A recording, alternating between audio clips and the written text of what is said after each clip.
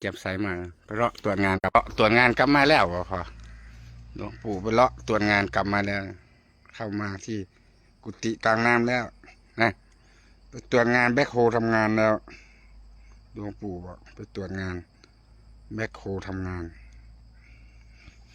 กลับมาแล้วมานั่งรอดูนกเป็ดมากินข้าวเย็นๆนะมันยังไม่มาเลยนะนกเป็ดมันยังไม่ขึ้นมาเลยค่ำกว่านี้ได้หลวงปู่เอ้ยหลวงปู่จะนั่งรอบ่ล่ะสักหน่อยมันก็บินมาแล้วมากินข้าวหลวงปู่สักหน่อยมันก็มากินข้าวหลวงปู่สดชื่นแจ่มใสดีเลยหลวงปู่วันนี้หลวงปู่สดชื่นแจ่มใสดีอืมน่าหลวงปู่เนาะแม่บอกหลวงปู่สดใสแท้สายนกเป็ดมันขึ้นนานมาแต่นกเป็ดนะฮะนกเป็ดขึ้นนานมาแต่พอพี่พ่อเอาไปเลาะตรวจงานดูเนี่ยงานเดินดีวะวันนี้ว่าช่างไฟเอสเตลล่าจะเข้ามาถึงพรุ่งนี้เขาจะมาติดตั้งโคมไฟระยะที่สลายเชียงทองนะเอาให้เสร็จเลยพ่อเอ้ยน้องพ่อเนาะอีพ่อเป็นตัวแพงแล้วนี่พอลุงพายก็เป็นตะแพงแท้ยิ้มหน้าหวานได้เมื่อนี่คนนี้ยังมาเป็นตะแพงค่ะครับวะเนี่ยไปเลาะตรวจงานเลยดีใจบ่ดีใจบ่ปู่ฮะปู่เพิ่นดีใจได้เพิ่นไปเลาะตรวจงานมาครูบาเมื่อยขนาดเลยครูบาเมื่อย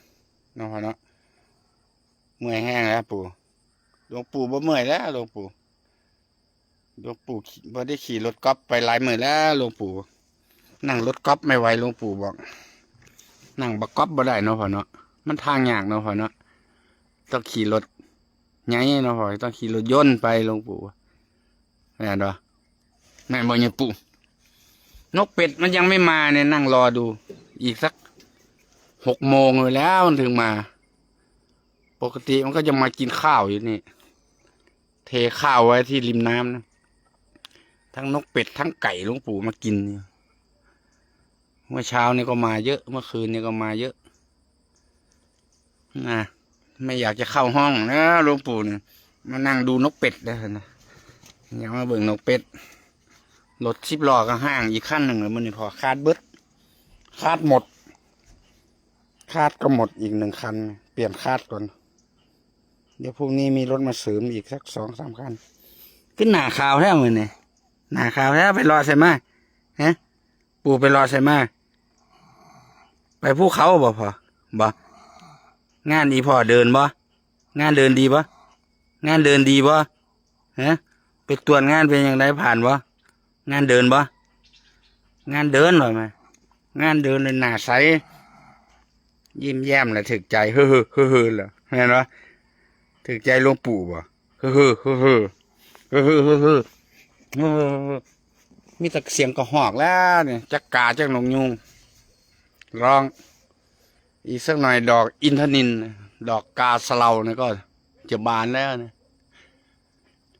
ปีนี้บานช้านะปีนี้จะสงกรานต์แล้วยังไม่เห็นเลยเนี่ยจ่อแล้วนะใกล้จะบานแล้วนะอีกสัก4-5 วันก็เห็นดอกสีม่วงแล้วดอกคูณยังไม่ออกเลยปีนี้ปกติดอกคูณออกน้องพอนะเบิ่งยอดเทิงหลังคากุฏิผุนทางผิดอีกไม่กี่วันก็เห็น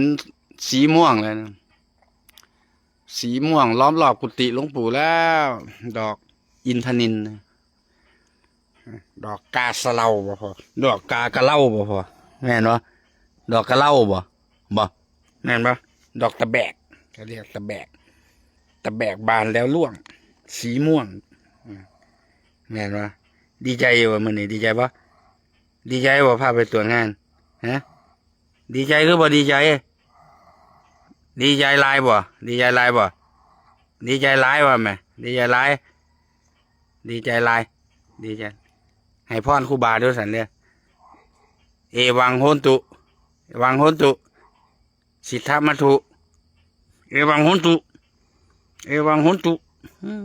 เป็นแต่แพงครับมือนี่คือเป็นแต่แพงแท้มือนี่หน้าใสแท้มือนี่ปู่อยู่ใสเดี๋ยวนี้ฮะปู่อยู่วัดยังฮะวัดยัง ไตรสิกขาบ่ว่าไตรสิกขาปู่ชื่ออาจารย์หยังอาจารย์หยังชมภพบ่สายาเด้สายาปู่คือใดโชติหยังฮะโชติหยังโชติใบโยโอ้เก่งแท้วะพ่อใหญ่ปู่เฮาเก่งพ่อใหญ่ปู่เราเก่งเด้อพ่อใหญ่ปู่พ่อใหญ่ปู่นี่เก่งแล้วอย่ากำแน่นเลยแม่เลยเบิ่งดูนี่กำแน่นนี่กำแน่นให้ใหญ่ปู่หน้าใสแท้มื้อนี้อาบน้ำบ่มื้อนี้หอมบูบ่เบิ่งดูโอ้เพิ่นอาบน้ำได้นี่หอมสบู่ขนาดนี้อาบน้ำแล้วอีพออาบน้ำหอมบูเนาะพ่อเนาะอาบน้ำแล้วหอมบูบ่พอหอมบูขนาดเนาะพ่อเนาะหอมบูบ่นกเป็ดนานมาแท้ครูบาเข่าก่อนเด้เนี่ยมันบ่มาง่ายเด้6 โมงทุ่ม 1พุ่นเด้มันมาค่ำมากินข้าวค่ำมันค่อยมานะนกเป็ดน้ำโอ้เริ่มเขียวชะอุ่มแล้วเนี่ยฝนตกเมื่อวานนี้หนักหน่อยนะเมื่อวานนี้มีฝนตกอากาศเย็นไม่ร้อนเท่าไหร่วันนี้วิ่งงานไม่มีฝุ่นเลยที่ภูเขาโอ้ดีดินนี้พ่อกันแน่นแล้ววันนี้หดน้ำให้อย่างดีเลยเนาะพ่อเนาะรถบดมาเมื่อไรล่ะรถบดเอารถบดมาได้บ้านเนี่ยเดี๋ยวจะเอารถบดมาบดแล้วเขาให้บดได้บ้านเนี่ยบดได้บ้านเนี่ยบดอัดได้บ้านบดอัดเนี่ยรถบดรถเกเดอร์บ่พออีพ่อข้ามได้บ่เกเดอร์ฮะปู่ข้ามเกเดอร์เป็นบ่ฮะเป็นคือบ่เป็นอยู่บ่ฮะปู่ข้ามรถเกตเป็นบ่ฮะปู่ข้ามรถเกเดอร์ได้บ่ได้เบิดอันไหนปู่ครับบ่ได้พ่อใหญ่ปู่เป็นตะแพงเลยปู่เป็นตะแพงเลยมันปู่ผ่อนคลายขนาดเลยมันดวงปู่เล่าผ่อนคลายได้ไปเลาะตรวจงานนะไปเลาะตรวจงานมามีการผ่อนคลายมากเลยสดชื่นแจ่มใสหน้าใสหอมสบู่ขนาดเลยอาบน้ำให้เนาะเนาะหลวงปู่ส่งน้ำแล้วหอมสบู่กับหลวงปู่แล้วเนาะหลวงปู่เนาะมีญาติโยมเบิ่งอยู่บ้านเนี่ยพอฮะอนุทิดาน้องกราบสาธุเจ้าค่ะจงเจนบัวคอมสาธุจตุรงค์กาลากติน้องกราบนมัสการสาธุบุญธรรมมังกรทองสาธุมีแต่ภาษาอังกฤษได้เพิ่นเขียนนะ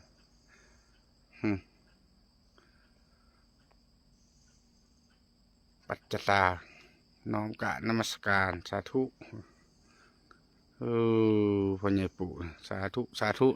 พ่อใหญ่ปู่คือสดใสแท้มันเนี่ยสดใสแท้มันนี่พอไปกินยาช่องไหนมาคือสดใสแท้มันเนี่ยเบิ่งแมวดูโหพอแมวมันมาห่วงมาไล่กับแก่ได้กลางคืนพอในกุฏจอนคืนนานมาแท้เลยนกเป็ดนะมันคืนนานมาแท้อีพอเข้าไปก้นในกุฏก่อนไปมันมาจากออกมาเบิ่งเด้อครับไปฟังเทศถ่ายเด้อฟังเทศเจ้าของมันคนกินคนบ่พอนี่แหละยุคคนกินคนใหญ่คนกินคนอัญญมัญญขาธิกาเขาจะกินซึ่งกันและกันปลาใหญ่กินปลาน้อยคนใหญ่กินคนน้อยตัวใหญ่กินตัวน้อยนะผู้อยู่ใต้บังคับบัญชาก็ตายพอดีกินกันเป็นทอดบอกคือสิฟังอาณาจักรล่มสลายผาแดงนางไอ่มันจะเข้ากับยุคการเมืองทุกวันนี้นะผาแดงนางไอ่อาณาจักรล่มสลายตำนานล่มสลายหลวงปู่เทศไว้นะเปิด YouTube ฟังดูเข้ากับปัจจุบันนี้เลยคนกินคนชุดที่ 1ชุดที่ 2อัญญมัญญขาติกาแล้วเขาจะกินซึ่งกันและกันเอารัดเอาเปรียบกันคนไม่มีศีลธรรมยุคมนุษย์ไร้ศีลธรรมจะเกิดเป็นอัญญมัญญขาธิกาเขาจะกินซึ่งกันและกันบ่พอแม่นบ่หลวงปู่เทศไว้มาเขาในยุคนี้เบิดเลยเศร้าเว้ามาเป็น20 ปีแล้วเนาะพ่อเนาะแม่นบ่ปู่ พ่อใหญ่ปู่ตุ๊ตุ๊เนาะพ่อเนาะหลวงปู่ที่ไปใส่บ้านหลวงปู่ที่ไปใส่บ้านปู่ที่ไปใส่ปู่ที่ไปใส่ปู่ที่ไปใส่ขึ้นนานมากแท่นกเป็ดเดี๋ยวพออู้ดอกแก้วเนี่ยออกแล้วพอดอกมูกน้ำเอาปุ๋ยมาใส่เถอะหดน้ำมันนำมาพอเนาะพออย่างเงี้ยปู่หน้าใสดีมันนี่หน้าใสดีแน่นอนพออีพอเทศไว้แม่ข้าอีพอเบิ้ลเกิดสงครามยุคกดปุ่มแน่นอนยุคกดปุ่มไม่ได้ใช้กำลังใช้แต่กล้ามเนื้อใช้กล้ามนิ้วกดสวิตช์โก้เดียวแม่นบ่พอยิงกันข้ามทวีปเลยสมือลองเบิ้งเดือดร้อนหมดหลวงปู่เทศไว้ปั้นเราเห็นเนี่ยหลวงปู่หยุดเทศมาก็20 ปีแล้วนะเทศก่อนนั้นอีก10 ปีแม่เราพอแม่นความระเบิดเลยพอใหญ่เนี่ยปู่เราหูจักเลยเราเบาไว้ห้อนได้พอมือนี่เริ่มเอาอีกแล้วฝนชิมาอีกว่าส่งเลิกงานแล้วพวกนี้รถดำเข้ามาแล้วโอ้จะ6 โมงอ่ะพรุ่งนี้มีรถมาเพิ่มอีกสักคัน3นั่นน่ะดีใจได้ครับเรามีรถมาเพิ่มมีเงินจ่ายเขาอยู่บ่ล่ะเขามาเพิ่มเขาบ่ได้มาแล่นฟรีได้บ่รถเฮาแล่นบ่ทันรถเฮาครูบาอยากเล่งให้มันแล้วในบ่อนะให้มันแล้วก่อนฝนเริ่มฝั่งนี้ได้เรือฝั่งนั่นก็มีปัญหาออกพรรษาค่อยย่องมันจนฝั่งทั้งพุ่นเอาให้แล้วให้งามๆให้ตะปูนี่นะแม่นอยู่พอดีใจได้หัวขี่รถไปตรวจง่ายเราดึกใจเพิ่นแม่นวะพ่อดีใจบ่พ่อบ่เนี่ยปู่เลยดีใจบ่เห็นงานเพิ่นเดินเลยดีใจขนาดนี้ไผคุมงานให้เจ้าเพราะบังอีกนิดหนึ่งคุมงานให้เจ้าเพราะจักเบิ่งอยู่พ่อมันเฮ็ดงานมาจักปีจักศาสตร์แล้วภาษาอย่างสัมทมภูเขาทมทะเลเพิ่นได้ครูบาเฮ็ดมาเพราะเคยอยู่บนทมทะเลปู่เคยครูบาทมทะเลเฮ็ดสนามบินให้เขาได้ทานาเบล่าอาร์มี่สิงคโปร์ทมทะเลแล้วได้จะได้เฮ็ดสนามบินเฮ็ดรันเวย์ให้เขาธรรมดาภาษายังทมภูเขาทะเลลึกเท่าใดเขายังทมมาแล้วอันนี้ไปทมขึ้นบ่ได้มีหอดน้ำทมโพ่นเป็นอันนี้ซื่อตอนถมทะเลเนี่ยกองทรายสูงเป็น50 เมตรเลยรถวิ่งขึ้นได้ยังไงแน่นวะยังมีอยู่ได้หูครูบาถ่ายไว้สมัยไปอยู่เมืองนอกยักเบิ่งอยู่ยักเบิ่งบ่แต่ธรรมดาได้เห็ดมาอันนี้ไปทมอยู่ทึ่งน้ำไม่ได้ทมใส่น้ำใช่ไหมเห็ดภูเขาสำนีกระจอกดอกสำนีเพราะบางทีปะติวดอกแม่นอยู่บ่แม่นว่าครูบาว่าแม่นบ่มีหลักฐานได้ครูบาว่ามีไลเซนส์การทำงานพร้อมเลยอยากเบิ่งไลเซนส์ออฟสิงคโปร์ออฟฟิเชียลสิติเขาออกเวิร์กเพอร์มิทให้ได้พอไลเซนส์พร้อมเลยทำงานอยู่นี่ปู่อยากไปบ่ปู่ก็เฮ็ดสนามบินมาคือกันบ่พอซาอุบ่พออยู่พอไปเฮ็ดอยู่ซาอุบ่พอบ่ครูบาเฮ็ดสนามบินมาครูบาเฮ็ดทางเครื่องบินแล่นพุ่นเด้ถมทะเลได้เฮ็ดบ่ได้แม่นปั้นน้ำเป็นตอนได้พอบ่ได้แม่นขี้ดินเป็นก้อนคือนี่เด้ขี้ดินเจาะบ่ลิงบูเป็นน้ำเล่เอามาตากตะกอนนอนมาเฮ็ดทางแห่งลำบากกว่านี้ภาษายังเฮ็ดอันนี้บ่อยากเว้าซื่อๆเด้แม่นอยู่ว่า มีแต่เจ้าเนี่ยหูจักประสบการณ์มาผ่านมาหลายแล้ว ประสบการณ์เรามันเหลือกินแล้วไม่ต้องห่วงแม่นวะว่าบริษัทตัวกูได้กูเชื่อมันอยู่ดอกแล้วสิว่าเนี่ยมาให้นอกเนาะวางแผนค่าเดียวตามแผนงานวางแผนเป็นทางขึ้นทางลงได้มันก็แล้วไว้เพราะบ่แม่นถมมั่วได้ยังพออ่องถมตะเก่าถมมั่วได้ลงแจนั่นลงแจนี่เห็นครูบากลับเข้ามายังบ่ได้เห็นเป็นหูภูเขาอยู่เลยอย่าได้มาเฮ็ดให้ได้จะได้เป็นแม่นอยู่แม่นบ่แม่นบ่แม่นบ่ครูบาว่าแม่นบ่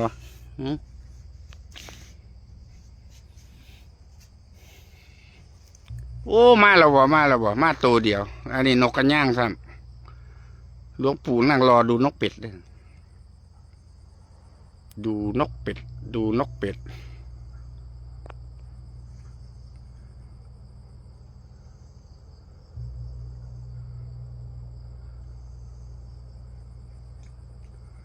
หลวงปู่โอ้รถเข้ามาเบิดแล้วพอรถดับมีพอเข้ามาละเลิกงานละนกมันขึ้นนั่งขึ้นมาได้สิธรรมดามันมาแล้วนะวันนี้นั่งรอดูมันไม่มาเลยปกติมันมากินข้าวแล้วน้ำก็จะแห้งนะเราปล่อยน้ำอยู่สระข้างล่างนะสระข้างบนนี่ก็จะแห้งเหมือนกันปีนี้คงยังไม่ได้กักน้ำนะเพราะงานยังไม่เสร็จปีหน้าแล้วถึงจะปิดปากกระโถนไว้ปิดน้ำจะต้องซ่อมแซมคันตกแต่งให้แล้วเสร็จภายในบ่อก่อนพอเวลาทำงานน้ำมันกระแพง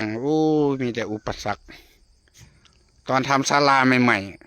ๆทำพอเริ่มงานเหล็กก็ขึ้นราคานี่พอมาเริ่มจะขยายภูเขาปรับภูมิทัศน์น้ำมันก็มาขึ้นราคาทำไมอุปสรรคหลายแถวครูบาเหตุงานให้เจ้านี่แต่ลายคักแถวสมัยปี51หรือ52ก็ทำกันมาช่วงนี้น้ำมันก็ขึ้นมาถึง38-40 บาทจนถึง45หลวงพ่อสั่งหยุดงานไม่ทำมาเที่ยวนี้ครูบาก็ต้องซื้ออีก42 บาท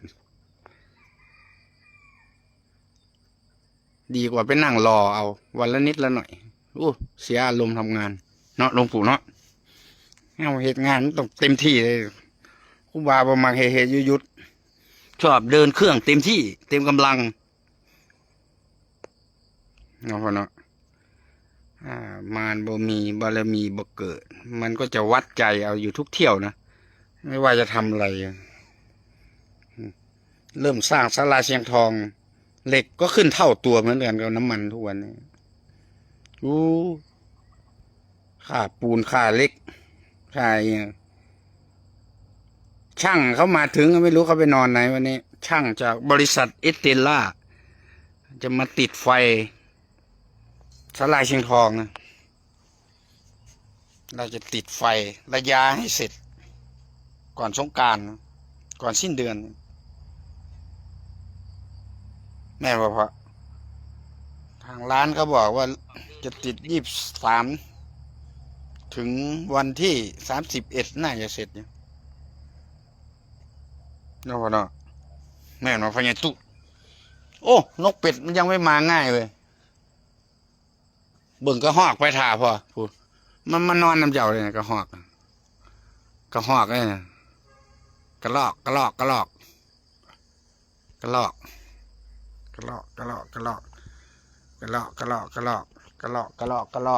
อีพ่อหูจักกระลอกบ่